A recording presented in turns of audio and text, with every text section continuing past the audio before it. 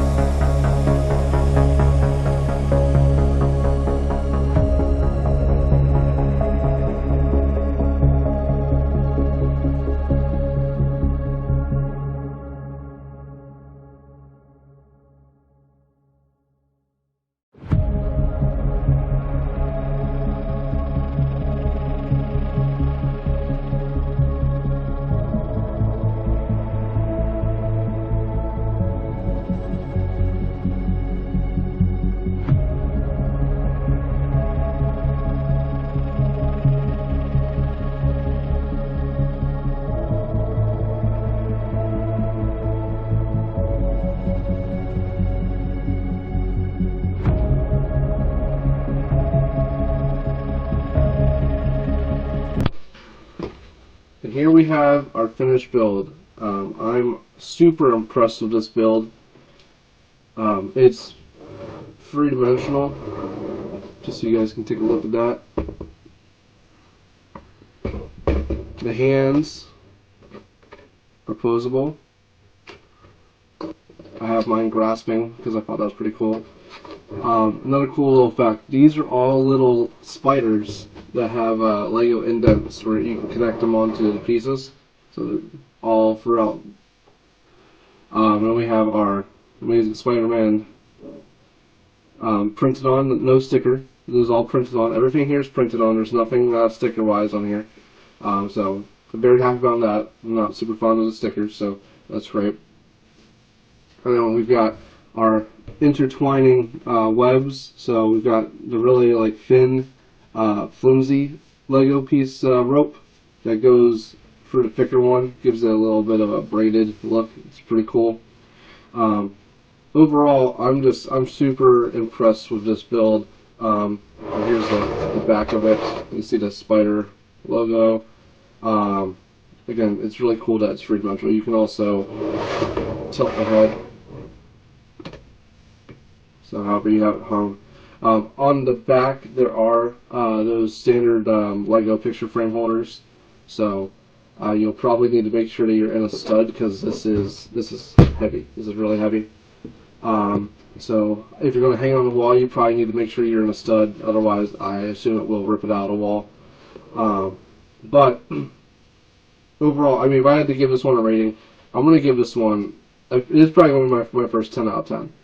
I think that this is amazing to look at. I love the three-dimensional aspect to it. I love that he's grasping the frame.